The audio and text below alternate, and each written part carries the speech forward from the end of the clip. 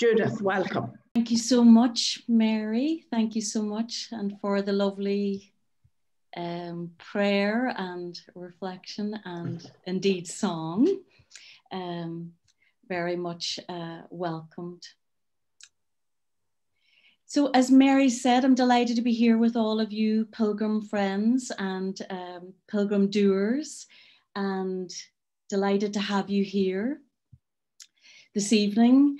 As Mary said, I've been researching pilgrimage now for a couple of years, and I was especially pleased to hear my talk for this evening, which is on being a pilgrim, because that's what I'm really interested in, is the process of doing the pilgrimage, on being a pilgrim. Not so much in the place or the history of it or the saint of the shrine or any of those things, but the being. And it's not that any of those things are unimportant. In fact, I think they're really important. Who the saints are, that this is a really trusted pilgrimage path, that the whole environment of the place, these are very important things. But I was especially interested in what happens to the pilgrim when they go there and in their body, and what happens all through that.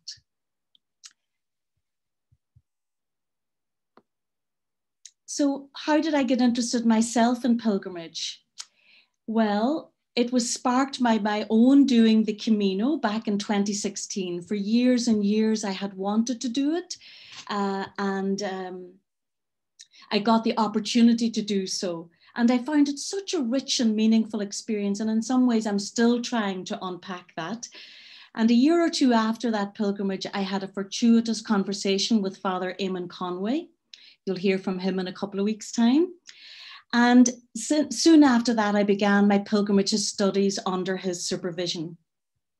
And in the very first conversation that he and I had, he said to me, you should consider including Lough Derg, because he was sure that I was really interested in exploring this part of how much our bodies are involved in the process. And it was such a good idea, because as all of you gathered here tonight know, Lough Derg has a reputation for being one of the hardest pilgrimages in Christendom. So off I went in the summer of 2018, took myself to Lough Derg, to the inland island, and did the pilgrimage there. And I can safely say it is a hard pilgrimage. As a Donegal woman, as Mary said in the introduction, I am ashamed to say that was my first time. After all these years, it was, but it was also a profound experience. And soon after that, Father Lough and Mary and Sharon were so helpful to me in giving me a group of pilgrims that I could interview and who would tell me about their experience. So during 2018 and 2019 and the early part of 2020, I interviewed 31 different pilgrims. Some of them had done the Camino, some of them Lough Derg, and 6 of them had done both pilgrimages. Well, these were wonderful conversations, I must say. It's a very special privilege when someone tells you sacred and intimate things about their pilgrimage experience. So what have I learned about being a pilgrim for all this listening and thinking and study? Well, let me share some of that with you now. The first thing being a pilgrim means is answering a call. And I have learned that that can be motivated by any number of things. In my research, I found at least 6 strong themes. One of them is a call from someone else in the family tree or in the circle of friends.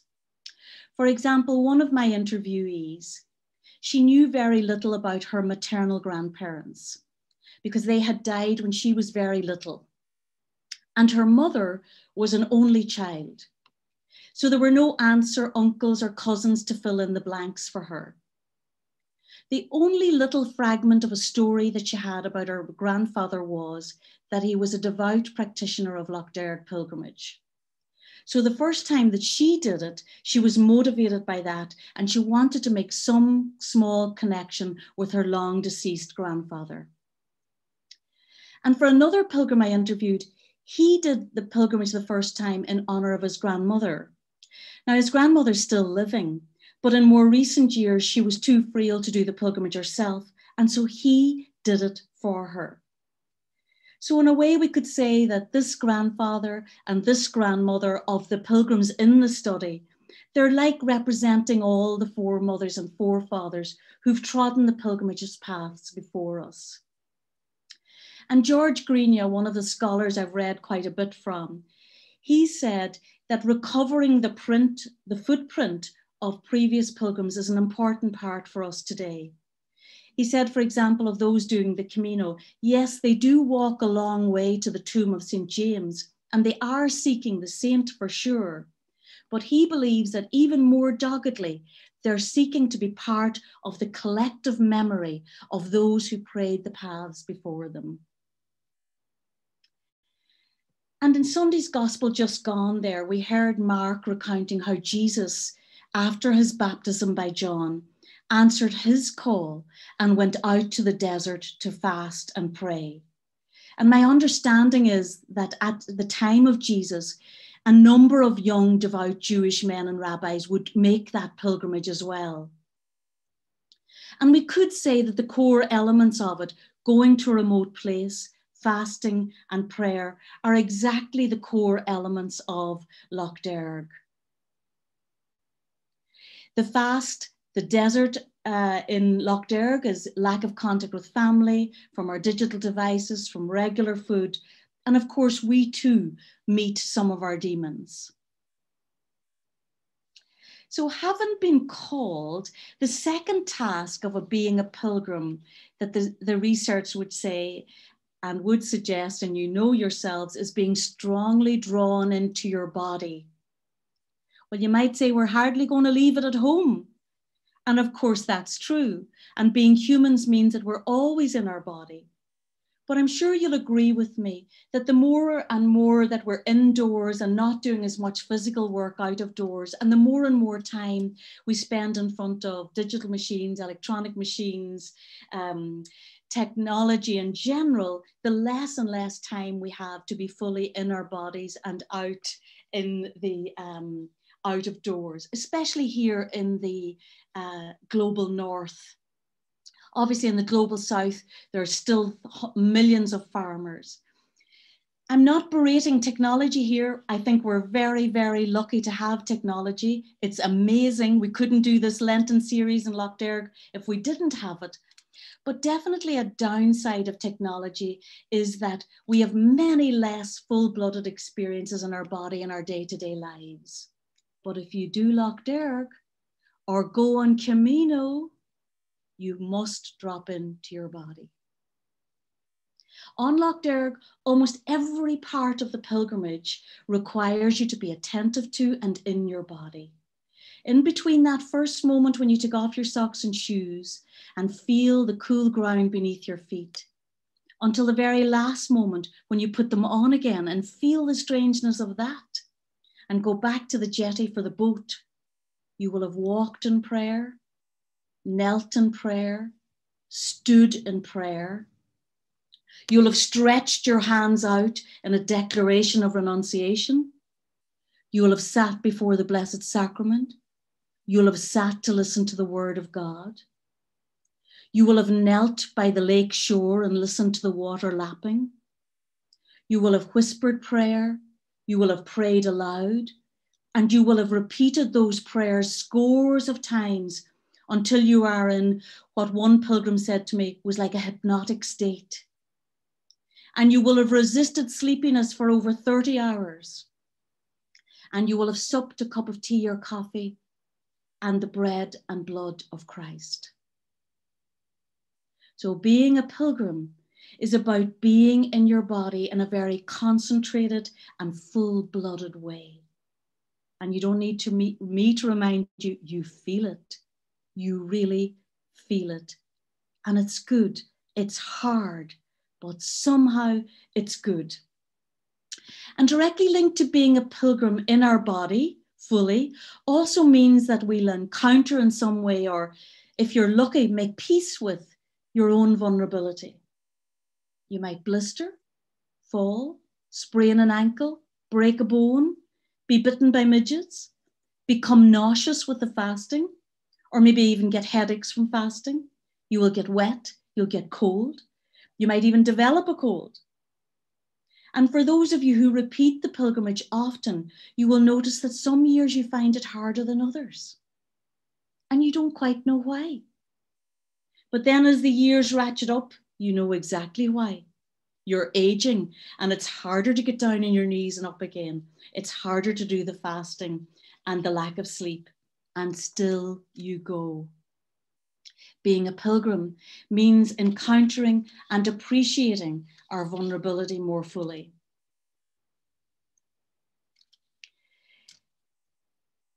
So being in our body, appreciating our vulnerability and surrendering to two of those means we become more grounded. We're here in the now. We're not thinking about the future, worrying about the past, because the present has us so firmly in its grasp. A number of the pilgrims who spoke to me in the study told me that they came to Lough Derg with very particular things on their mind, but when they got there, quite different intentions and different issues came to the surface. So being a pilgrim means you heeded the call, you're more in your body, more aware of your vulnerability, you're more grounded in the present moment, you're willing to keep praying regardless of what the weather's doing. And all of that somehow means you become more conscious about what is important, what your priorities are, and the kind of person you want to become more. Enya said in the song there, to become who you are. So being a pilgrim also reminds us that as human beings, as children of God, we are still becoming. We have more growing yet to do. Being a pilgrim is also about meeting other pilgrims. At first, many of them strangers. But as the hours pass, we find ourselves in conversation with them. We see the same faces again and again as we do our rounds. And so our fellow pilgrims become less strange to us, and we learn that they are struggling with very similar things. And isn't there a lovely minding of people in the night vigil? When we're going around and walking around and you sort of keep somebody steady if they're falling asleep as they're walking around. Or if somebody pops off to the side to curl up in a corner to go to sleep, you'll hear somebody going over to them, giving them a wee tap on the shoulder and whispering, try to go again. You'll really be glad tomorrow you did, promise you. Because somehow it's like when we're there, we know that people are there for good reasons, many of them very deep reasons, and so we can be more easily open with each other. In fact, many of the pilgrims I spoke to in the interviews decided to do their pilgrimage for someone else, for someone else's intention, for someone else's situation, in honor of someone very special in their lives, or in gratitude for someone very important to them. Because being a pilgrim reminds us that we are essentially relational beings. We need each other. And if we didn't get that on pilgrimage, the pandemic is certainly reminding us of that. And yet, being a pilgrim also means we get to do the dance between solitude and company more deliberately in a very small, confined space. Because the pilgrim can easily choose between quiet and silence, or company and conversation between the stations, and their wish will be deeply respected.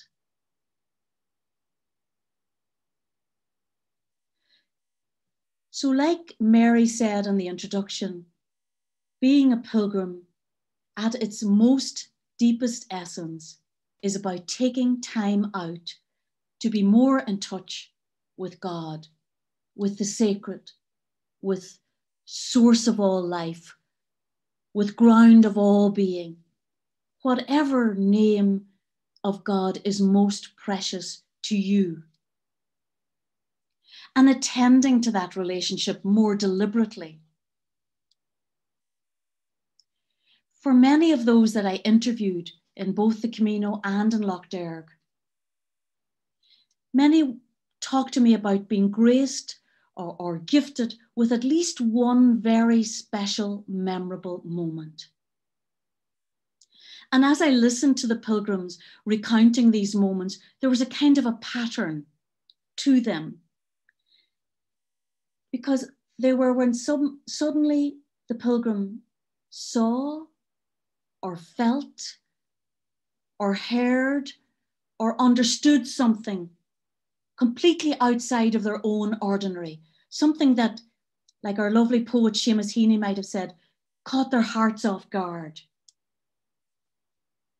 And each of these pilgrims was completely certain that this was given to them by something or someone outside of themselves, not something they dreamed up themselves. And the kind of phrases they used were things like, an indescribable peace washed over me. I had a moment of pure clarity. A completely new solution came to me for an impossible problem. I had a sudden ability to forgive a long-held wrongdoing. I had a release from years of tension and anxiety. I was given the right words to say or the right approach to take in a conflict back home or at work. I had a very definite turn towards the light after years of depression. I got the deepest possible reassurance that all will be well. They were the kind of phrases that people repeated. And one Lough Derg pilgrim, she told me about a special moment that she had in the basilica. Most unusually, for a few moments on one of the days, she was the only person in it. And she suddenly started to speak to God aloud in the basilica. And between the plea of her words and the echo chamber of the sacred space, she had this extraordinary experience of being deeply heard and responded to. And one of the Camino pilgrims I interviewed was an Episcopalian, and her husband was a Catholic.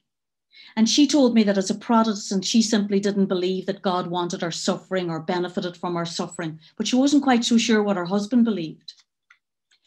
But on her pilgrimage, on the Camino, as it happened, she did have unexpected emotional distress in her journey. She described it as being tortured by old demons and a very troublesome political situation in her back home country. Now, she'd been through a number of surgeries the year before on her ankle, and she felt absolutely sure that her ankle would be the weak point. But to her surprise, she was very strong physically on the pilgrimage. But on the first day, she got a really bad cold, and it lingered and worsened.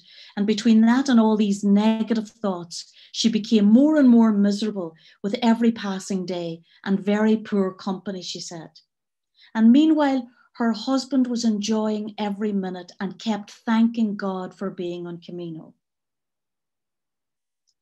A few weeks in, she was washing her hands simply before dinner that evening, when suddenly she said she was overcome by the strongest sense of God's love and acceptance of her right there, just as she was in that moment. She said it was as if all the negative, ugly, disturbing thoughts just washed away.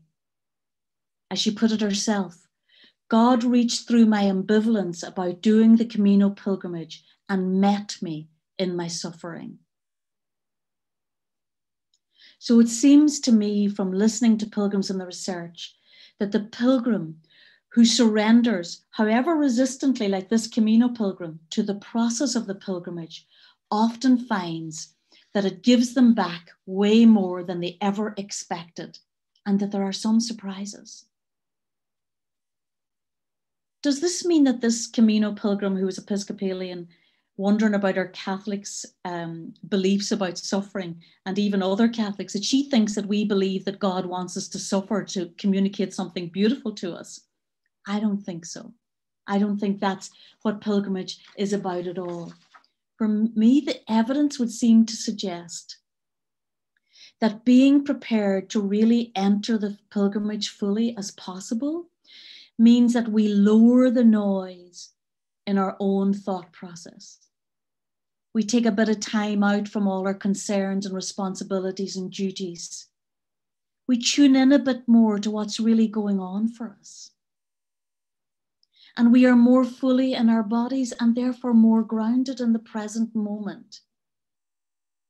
And all of that means that we are more available to the ever-present God. Because being a pilgrim means being a seeker. And seekers seek God. We cannot make experiences of God happen, that's for sure. If they come at all, they always come as pure gift. But pilgrimage certainly creates a more hopeful, helpful opportunity for them. In my most recent meeting with Father Eamon, my supervisor, about my pilgrimage work, he gave me a lovely phrase that he read from a book he was reading at the time by Father Tom Halleck on Zacchaeus. And the phrase was, God is not so readily available.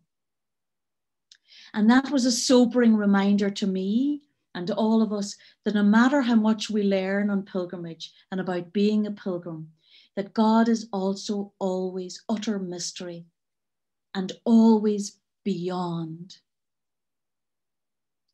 But perhaps one of the most beautiful things about being a pilgrim is that we are more available.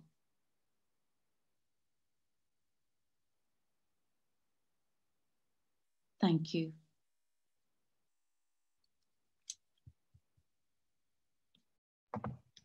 Judith, thank you very, very much indeed. A very, very insightful 20 minutes or so there. I think you've touched maybe on an aspect of pilgrimage that isn't so often spoken about, the physical side of it. You know, we know of the other things and we talk a lot about the other aspects, but that's a lovely aspect of the pilgrimage, and particularly how you said there that the physical leads to the spiritual, you know, that really touched me. And another thing that you said, you were giving us examples there of how people on Lough Derg talked about these surprising, profound experiences, which for themselves were, and it's no surprise and no wonder that Eamon Conway called his book Island of Quiet Miracles, because those are deeply personal miracles that are happening for people. And those of us who work there on an ongoing basis hear of those kind of things so often. And indeed, yes, you know, Eamon was so right to call his book Island of Quiet Miracles. So thank you once again, Judith. Very, very insightful.